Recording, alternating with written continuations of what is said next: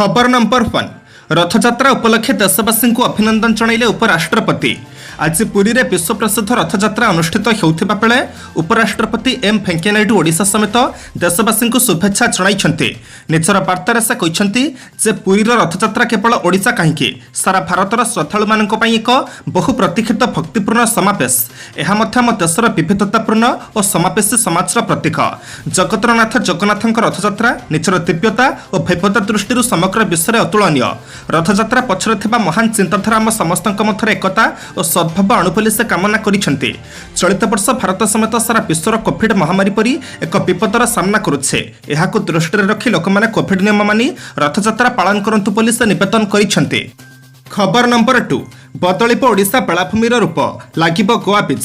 बदलिब ओडिशा बेलाभूमिर रूप शौखीन खाद्य सांगकु जमीप नाच गीतर आसर सुरापान सह मनोरंजन भरपूर मजा नेबे पर्यटक। सुखिला बेलाभूमि एवं रंगीन लागिब एमिति किछि परिकल्पना नहीं ओडिशार बेलाभूमि को गोवा बीचर टस देबाकु योजना करिसेंति ओडिशा सरकार। समुद्र बेलाभूमि रे पर्यटकଙ୍କୁ आकृष्ट करिबा पई संगीत सह सुस्वादु खाद्य एवं मृदुपानीयर व्यवस्था हेबो। राज्य में मोट 6टी बेलाभूमि रे झुंपुड़ी तैयारी करिबा पई ओटीडीसी निष्पत्ति नैथिबा सूचना रहिছে। ए निष्पत्ति गतकाली निया जाइছে। तबे झुंपुड़ी परिचालना पई ओटीडीसी टेंडर आह्वान करिथिबा सरकारी सूत्ररु जणा पड़िছে। जेउ सब समुद्र बेलाभूमि रे झुंपुड़ी तैयारी हेबो सेगुडिक हला पुरी कोणार्क मरीन ड्राइव, गंजाम जिलार गोपालपुर बेलाभूमि, बालेश्वर जिलार तालसारी उदयपुर एवं चांदीपुर, जगतसिंहपुर जिलार पारादीप रे, गंजाम जिलार पति सोनापुर। राज्य पर्यटन सचिव विशाल देव कहते सरकार को निष्पत्ति द्वारा केवल बाहर पर्यटक नुहे बरं स्थानीय पर्यटक मध्य मजा नहीं पारिबे। खबर नंबर 3 खरीफ धान संग्रह पर 15 नाम पंजीकरण। चलित खरीफ धान संग्रह पर खाद्य जोगाण और खाउटी कल्याण विभाग पक्षर जुलाई 15 रु अगस्ट 16 पर्यंत ऑनलाइन रे चाषी नाम पंजीकरण हेबो। एथिपाई चाषी को सानी नाम पंजीकरण करने को पड़िबो। पूर्व पंजीकरण नवीकरण हेबो नाही। चाषी मानक समानकर जमी जमा बैंक अकाउंट आधार कार्ड मोबाइल नंबर आदि तथ्य दे नाम पंजीकरण करने को हेबो। जेउ चाषी चलित खरीफ रे समानकर बड़का धान सरकार को सर्वनिम्न सहायक मूल्य बिक्री करने को इच्छुक थिबे सेमाने निकटवर्ती सोसाइटी रे नाम पंजीकरण करि परिबे बोली कुहा जाइछे। अतिस्वीकृत पैक्स लैंपस महिला सहायक गोष्ठी पानी पंचायत रे निज निज अंचल निमंते चाषी नाम पंजीकरण करा जिवो। सोसाइटी रे धान बिकिबा पई पूर्वरु नाम पंजीकरण करिबा बाध्यतामूलक करा जाइछे। एनी एक विस्तृत मार्गदर्शिका विभाग पक्षरु समस्त जिलापालक निकट को पठा जाइछे। खबर नंबर 4 सीडी अंचल रे सीएमसी निर्माण करिबा 18टी स्मार्ट पार्क।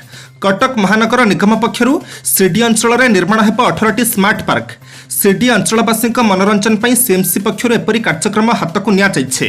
मोट 12 एकर जमी उपर निर्माण हेबाकु थिबा छोट बड़ करी 18टी पार्क पई 9 कोटीर व्यय अटकल करा जाइछे। पार्क निर्माण पर सीडीए पक्षर सीएमसी को जमी हस्तांतर हो सारिथिबा बेले 4टी पार्कर निर्माण काम आरंभ होइछे। सीडीए सेक्टर 6 रु 11 मथरे 18टी पार्क निर्माण हेबो। एथिपई गला फेब्रुआरी मासरे सीडीए 12 एकर जमी सीएमसी को हस्तांतर करिछे। प्रति 2 एकर जमी पई 2.5 कोटी टंका खर्च करिबाकु बजेट प्रस्तुत होइछे। महानगर निगम पक्षर प्रथम पर्यायर सेक्टर 9 स्थित आंबतोटारे पार्क निर्माण काम आरंभ होइछे। एठारे पार्क सहित सीएमसी चारा उद्यान कराजिबो। सेपरि सीडीए सेक्टर 8 स्थित रिवर इन हॉस्पिटल निकटरे 2टी और सेक्टर 6 रे गोटिए पार्क निर्माण चलिछे। खबर नंबर 5 श्रीजीव दर्शन पर शंकराचार्य को निमंत्रण। श्रीमंदिर मुख्य प्रशासक कृष्ण कुमार रथारूढ़ श्रीजीव को दर्शन करने जगतगुरु को निमंत्रण करते। तेबे मंदिर प्रशासन आमंत्रण को ग्रहण कर गोवर्धन पीठाधीश शंकराचार्य निश्चलानंद सरस्वती आज जगतगुरु शंकराचार्य समेत गोवर्धन पीठर 7 जन रथ प्रतिक्षण सह महाप्रभु दर्शन करेंगे सहमति देइछन्ति। अन्यपटे श्रीमंदिर प्रशासन कार्यशैली पर प्रश्न उठाई शंकराचार्य। से कहते सुप्रीमकोर्ट निर्देश क्रमे उपस्थित श्रीमंदिर परिचालना कमिटी बैठक हेबा कथा मात्र तांकु परिचालना कमिटी बैठक रे शामिल कराजाउ नाही बोली क्षोभ प्रकाश करिसेंति शंकराचार्य। खबर नंबर 6 आसंता 4 दिन प्रबल वर्षिब। आसंता 4 दिन राज्यर विभिन्न जिले में प्रबल वर्षा संभावना रही भुवनेश्वर आंचलिक पाणीपाग केन्द्र पक्षर प्रकाश। तेज आसंता 24 घंटा मध्य कोरापुट मालकानगिरी रायगड़ा कलाहांडी और नवरंगपुर आदि जिलार गोटे 2टी स्थान में प्रबल वर्षा संभावना थिबारु येलो वार्निंग जारी करा जाइछे। सेहिपरि आज और आसंता काली मध्य कोरापुट मालकानगिरी रायगड़ा कलाहांडी नवरंगपुर आदि जिलार गोटे 2टी स्थान में प्रबल वर्षा संभावना रही है। एतद व्यतीत 13 रु 14 तारिख मध्य मालकानगिरी कोरापुट और नवरंगपुर आदि जिलार गोटे दुटी स्थान में प्रबल वर्षा संभावना थिबारु येलो वार्निंग जारी करा जाइछे। एचापत चांदपाली और कटक में सर्वाधिक तापमात्रा 35.6 डिग्री सेल्सियस थिबा बेले फुलपाणी में सर्वनिम्न तापमात्रा 18.5 डिग्री सेल्सियस रही। खबर नंबर 7 ट्रेन रे शिशुपुत्र को जन्म देले महिला। हावड़ा जसवंतपुर एक्सप्रेस रे जने महिला एक शिशुपुत्र को जन्म देइछन्ते। उभय माँ और शिशु सुस्थ अछन्ते। सेमानकु कैपिटल हॉस्पिटल रे भर्ती करा जाइछे। सूचना मुताबक आयशा नामक जने गर्भवती महिला ट्रेन रे Jaswantpur अभिमुखे जाउथिले। Train T Bhubaneswar station रे पहुंचबा बेलकु हठात तांकर प्रसव वेदना आरंभ होई जाइथिला। खबर पाई आरपीएफ रो किछि महिला कर्मचारी एवं मेडिकल टीम पहुंची महिला को बगैर एक पार्श्व को नहीं जाइथिले। किछि समय परे महिला जनक सेठारे एक शिशुपुत्र को जन्म देइथिले। रेलवे डाक्तर पहुंची मां एवं छुआर स्वास्थ्य परीक्षा करथिले। परवर्ती समय तांको एम्बुलेंस साहाय्य कैपिटल हॉस्पिटल को पठा जाइथिला। सेठारे प्राथमिक चिकित्सा परे समानक स्वास्थ्य अवस्था स्थिर थिबा रेलवे पुलिस स्टेशन इंचार्ज के सेठी सूचना दैछन्ते। खबर नंबर 8 भुवनेश्वर 316 कोरोना आक्रांत चिन्हट 339 सुस्थ। भुवनेश्वर में बढ़ुची सुस्थ संख्या कमुची संक्रमण। गतकाली आक्रांतक संख्या कम रही बेले आज संख्या टिके बढ़ी। गतकाली भुवनेश्वर में आक्रांतक संख्या 314 थिबा बेले आज संख्या बढ़ी और सुस्थ संख्या बढ़ी। आज भुवनेश्वर 316 कोरोना आक्रांत चिन्हट होती। सबुठारु बड़ कथा है आक्रांतक संख्या ठारू सुस्थ संख्या अधिक रही। आज भुवनेश्वर में 339 जन सुस्थ हो घर को फेरी। 316 मध्य संक्रमित 67 और स्थानीय अंचल 249 जन संक्रमित अच्छा। एने भुवनेश्वर महानगर निगम अर्थात बीएमसी पक्षर ट्वीट जरिया सूचना दी। कोरोनार द्वितीय लहर आसवा पर भुवनेश्वर में एजाएं आक्रांतक संख्या 93,707 पहुंची। एथिरू 92,018 जन सुस्थ हो सारी बेले 511 जनकर मृत्यु होइछे। एवं राजधानीर विभिन्न कोविड हॉस्पिटल समेत घरोई संक्रमण में 1,157 जन आक्रांतक चिकित्सा जारी रही। खबर नंबर 9 गुरुतर जवान एयरलिफ्ट करथिबा कैप्टेन पंडित को हीरो आख्या। कंपिंग बेले माओवादी गुली में 2 जवान गुरुतर होते। यही गुरुतर जवान को एयरलिफ्ट कराइथिबा कैप्टेन भाव पंडित को ओडिशा बीएसएफ प्रशंसा करिछे। जवान को सुरक्षित भाव में हॉस्पिटल रे पहुंचाइथिबारु ओडिशा बीएसएफ ट्वीट करी पंडित को प्रशंसा करिछे। उद्धार कैप्टेन भाव पंडित को हीरो ऑफ रेस्क्यू कहिछे ओडिशा बीएसएफ। खराब पाग जोगु वायुसेनार हेलिकप्टर आसीपारि नथिला किंतु बीएसएफ रा पायलट कैप्टेन पंडित जमिति साहस देखाई प्रतिकूल परिस्थिति में आहत जवान को उद्धार करी भुवनेश्वर आनिले। सेथिपई तांकु बहुत प्रशंसा करा जाइछे। सेपरि आहत जवान को आज भेटिछन्ति पुलिस महानिर्देशक अभय। 2 आहत जवान एबे भुवनेश्वर एम्स रे चिकित्सित हेउछन्ति। दुहिंक स्वास्थ्य अवस्था पचारि पुछिबाकु आज निजे एम्स रे समानकु भेटिछन्ति अभय। जवानक स्वास्थ्य अवस्था स्थिर अछि। खबर नंबर 10 को जीवा पूर्व आपण मानक अनुरोध भिडियोटी को शेष पर्यंत देखंतु कारण भिडियोर शेष रही आज राशिफल किंतु ता पूर्व भिडियोटी को लाइक कर दिंतु कारण आपणकर गोटे छोट लाइक आमको नूतन भिडियो बनैबा पई प्रोत्साहित करिथाय। साथी रे आपण क्यों जिल्लार भिडियोटी को देखुछंती कमेंट बॉक्स रे निश्चय लिखंतु। खबर नंबर 10 हीराकुद डैम छड़ागला चलित वर्षर प्रथम बन्या जल। हीराकुद जलभंडार छड़ा जाइए वर्षर प्रथम बन्या जल। मोट 2टी गेट दे वर्तमान जलभंडार बन्या जल निष्कासित होउछे। काली दिन प्राय 11टा बेले पूजार्चना पर प्रथम 7 नंबर स्लुइस गेट को खोला जाइथिला। एहा परे आउ गोटे स्लुइस गेट खोला जाइथिला। गेट खोलिबा पूर्व प्रशासन पक्षरु हीराकुद बुर्ला और संबलपुर अंचल में माइक जोगे प्रचार करा जाइथिला। हीराकुद डैम कर्तृपक्षक सूचना अनुसार जलभंडार सर्वोच्च जलधारणा क्षमता होउछि 630 फुट। एपेठारे जलपतन 609.39 फुट रही। सेहीपरि प्रति सेकेंड जलभंडार भितर को 63,612 घनफुट जल प्रवेश करुवा बेले सेकेंड को 22,783 घनफुट जल निष्कासित होउछे। उपर मुंडरे वर्षा की बन्या परिस्थिति नथिबारु एबे आउ अधिक गेट खोलाजिब नाही बोली जଣା पड़िछे।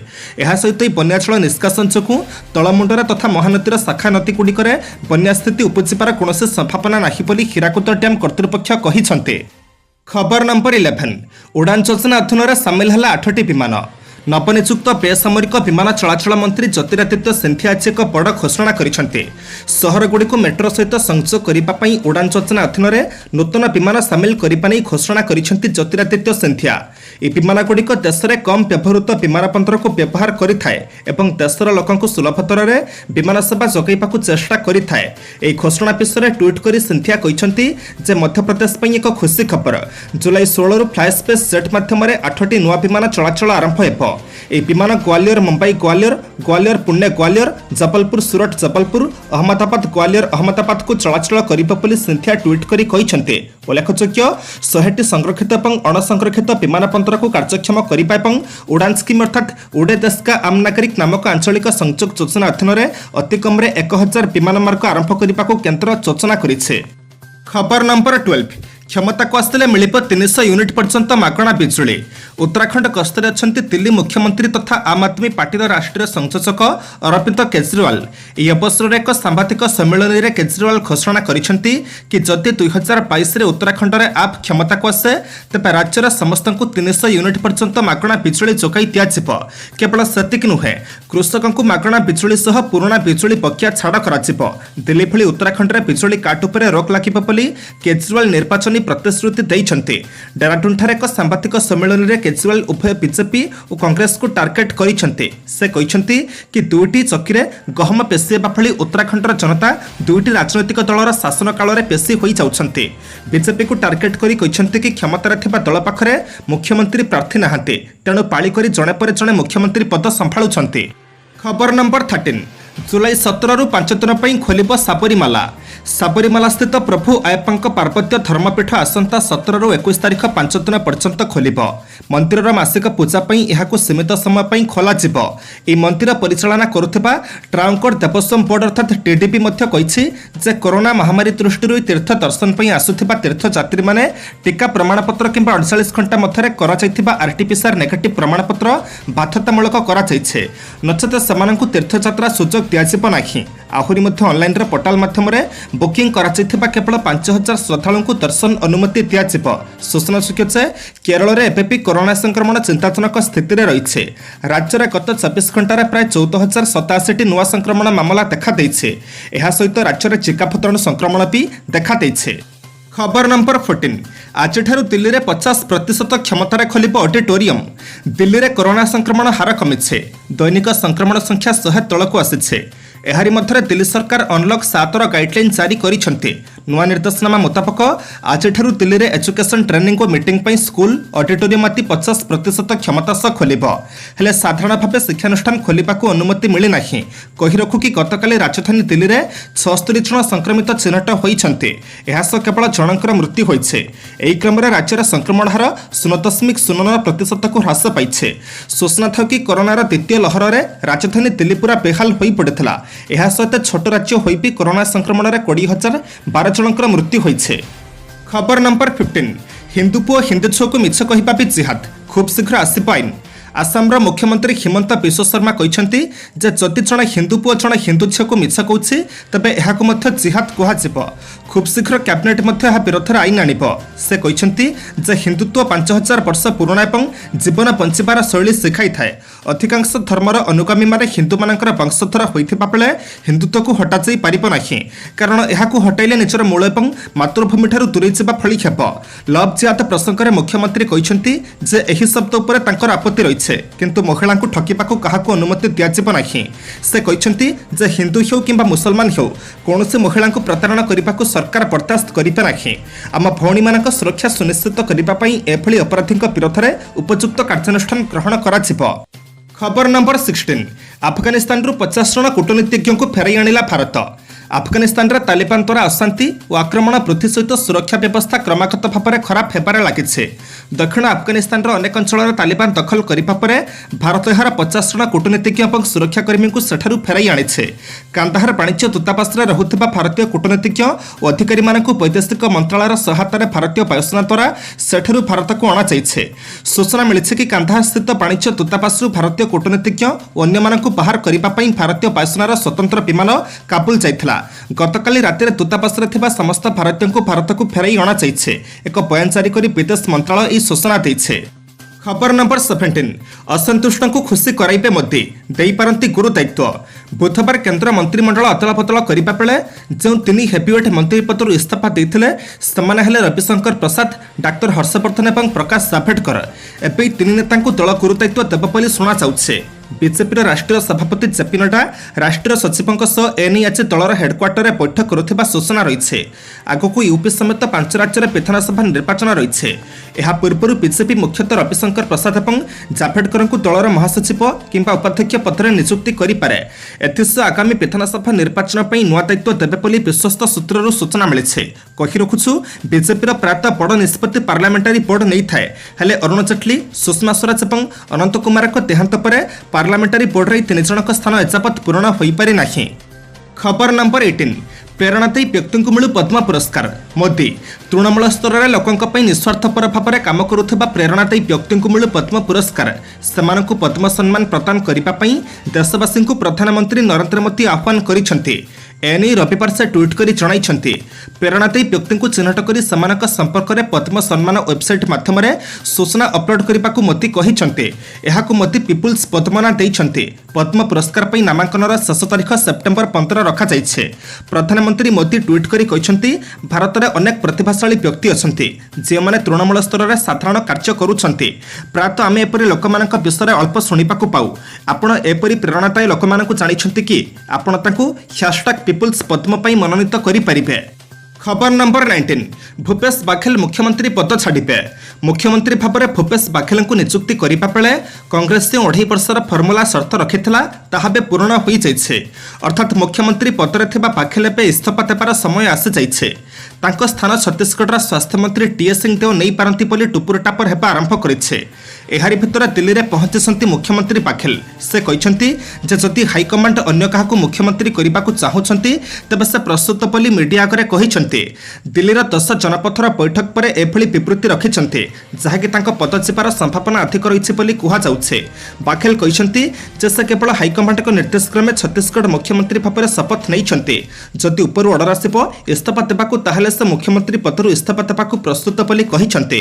तेबे 10 जनपथरे अंतरण अध्यक्षा सोनिया गांधी सहित नुहे बरं तांको झियो तथा साधारण संपादक प्रियंका गांधी भद्रांक सह आलोचना होइथिबा से कहिछंती। खबर नंबर 20 बिना प्रकाश को आवश्यक अभियोग अधिकारी नियुक्त कला ट्विटर। विगत किछि दिन धरी सरकार बल कषाकषि पर शेष बाट को आसी ट्विटर। यह सोशल मीडिया प्लाटफर्म पक्षर बिना प्रकाश को भारत में निजर आवश्यक अभियोग अधिकारी अर्थात रेसिडेंट ग्रेफेन्स ऑफिसर बा आरटीओ नियुक्त करथिबा घोषणा करा जाइछे। एहा पूर्व ट्विटर धर्मेंद्र चतुर को अस्थायी आवश्यक अभियोग अधिकारी नियुक्त करथिला। ट्विटर इंडिया वेबसाइट रे दिया जाइथिबा सूचना अनुसार यूजर माने निजर अभियोग बिना प्रकाश को जणाई परिबे। बिना प्रकाश जोगाजोग करने को कंपनी पक्षर निजर बेंगालुरु डिकेन्सन रोड स्थित ऑफिसर ठिकाना और एक ईमेल आईडी प्रदान करा जाइछे। कंपनी मध्य मे 26 रु जून 25 पर्यंत निजर कंप्लेंट्स रिपोर्ट दाखल करिछे। नुआ सूचना प्रजुक्ति आईन अनुसार सोशल मीडिया कंपनी मानक पई एहा करिबा बाध्यतामूलक। आज जुलाई मास 12 तारिख सोमवार। एबे आमे जानिबा 12टी राशिर संपूर्ण राशिफल। राशि नंबर 1 मेष। आज यात्रा वाणिज्य सभा समिति बंधु मिलन आनंद उल्लास मध्य संपन्न हेब। आपण जहाँ चाहते ताहा पाइबारे जड़े बंधु सहयोग करेंगे। कर्मक्षेत्र में सहकर्मी दुरात्म्य असह्य होबार सूचना रही। व्यवसायी मानक मध्य प्रतियोगिता मनोभाव उपजी पारे। राशि नंबर 2 वृष। जेते बाधाविघ्न आसुना कहीं आज कौन काम अटक ना। रोहिणी नक्षत्र सकाशे आलोचना परिसर में जुक्ति बल समस्यार समाधान करेंगे। आज यात्रा अभिलषित फल पाइबे और फेरंता पाटरे उपस्थित बुद्धि जो विपदमुक्त हेबे। व्यावसायिक क्षेत्र समस्या बहुल हो पारे। राशि नंबर 3 मिथुन। सबु सुविधा थाई मध्य केतक काम नहेबा कारणरू मनफल रखिबा नाही। पुनर्वसुर विभिन्न प्रकार कार्यव्यस्तता कारणरू स्वास्थ्य हानि देखा देई पारे। कर्मक्षेत्र में उत्साहर सह काम करेंगे। होटेल छोट दोकानी लाभवान हेबे। गृह भूमि गाड़ी मोटर संपर्कित समस्या आसिबो। राशि नंबर 4 कर्कट। क्रमशः करिथिबा आशा मौलिबाकू जाउथिबार अनुभव करी मन एक प्रकार मांदा रखिपारे। आज 3टी विपत्तीय कथार मुंड न पुराइबा भल। मृगशिरार असुस्थता बसत केतक काम स्थगित रहिजिब। परिस्थिति को सामना करने जाई उपस्थित बुद्धि प्रयोग करी विपदमुक्त होई पारंती। राशि नंबर 5 सिंह। विभिन्न क्षेत्र में मिथ्या अभियोग आसीपारे किंतु चिंता न करी कामरे लागी पड़ंतु। मघा नक्षत्र अकुहा कथा को बंधु आगे बखाणी घर लोक मान विपाक भाजन हो पारे। असंपूर्ण काम को पूर्णांग करिपारे प्रगाढ़ चेष्टा करिपारंते। केतक काम हासिल सकाशे अन्यर साहाय्य नेबाकू बाध्य हेबे। राशि नंबर 6 कन्या। विभिन्न प्रकार पारिवारिक चिंता मन को आंदोलित करिपारे। चित्रा नक्षत्र अचानक भाव में अशुभ खबर शुणी विस्मित हो पारंती। विभिन्न प्रकार समस्या हेतु कर्मक्षेत्र में अनिश्चितता मध्य गति करेंगे। यांत्रिक त्रुटि जो यात्रा विलंब हो पारे तथापि लक्ष्यस्थल में पहुंचे। राशि नंबर 7 तुला कर्मक्षेत्र में कार्यदक्षता और निर्भीकता हेतु प्रत्येक क्षेत्र में प्रशंसित हेबे। विशाखा नक्षत्र खल लोक मान कथा को विश्वास कले असुविधा पड़ पारती। सहकर्मी किंबा अधस्थान कर्मचारी मत को सम्मान दे प्रशंसित हेबे। व्यवसाय वाणिज्य अर्थ लाभ हेतु खुशी रखिबे। राशि नंबर 8 पिछा अनुराधा आलोचना क्षेत्र में प्रशासनिक काम यात्रा क्षेत्र में तथा सभा समिति आशाजनक फल पाइबे। कर्मक्षेत्र में शत्रुता करुवा व्यक्ति प्रति सतर्क रुहतु। चाकरी क्षेत्र में उच्च कर्तृपक्ष सहयोग प्रतिश्रुति देवे। भ्रमण अवकाश में पदस्थ व्यक्ति सानिध्य लाभ करि। राशि नंबर 9 धनु परिवार सदस्य आपण को फुल दृष्टिकोण विचार करि। अति प्रिय व्यक्ति अन्य द्वारा प्रभावित होई आपण विरोध में कथा कहिब। कर्मक्षेत्र में आज कामगुड़िक ठीक भाव हेबारे केतेक प्रतिबंधक सृष्टि हेब। परिवहन में आकस्मिक समस्या को चतुरतार सह समाधान करिबे। राशि नंबर 10 मकर आज यात्रा अर्थप्राप्तिर आशा पूरा मात्रा रही। पाख पड़ोशी साहाय्य क्रमे निर्माणाधीन काम पूर्णांग हो। श्रवण नक्षत्र दुर्बल स्वास्थ्य उन्नति परिलक्षित हो। निज निज भितर अचथा कलहरु दूरे रुहतु। अति फल संपर्क थिबा बंधुटी सह बुझामणा ठीक रही न पारे। राशि नंबर 11 कुंभ पूर्व भाद्रप निचर संपर्क माने बिना कारण कलह करि पारंती। कर्मक्षेत्र में समस्या लागि रहउथिले कामटी को छाड़ी परिबा नाही। गोपन में शत्रुता करुथिबा केही जणे व्यक्ति असुविधा पकाई पारंती। हठात यात्रा करने को मनस्थ करी बाटरू फेरी आसिबाकू पड़ी पारे। राशि नंबर 12 फेमिन आशा करुथिबा सबु सुविधा सुजोग पाई खुशी हेबे। पड़ोशी किंबा आत्मीय अचाचित सहायता पाइबे। परिस्थिति बशत अधस्थान कर्मचारी किंबा सहकर्मी को कटु कथा कही सुसंपर्क हराइबे। रेवती सकाशे ईर्षा करुथिबा लोक खालरे पकैबाकू चेष्टा कले मध्य सफल हेबे नाही।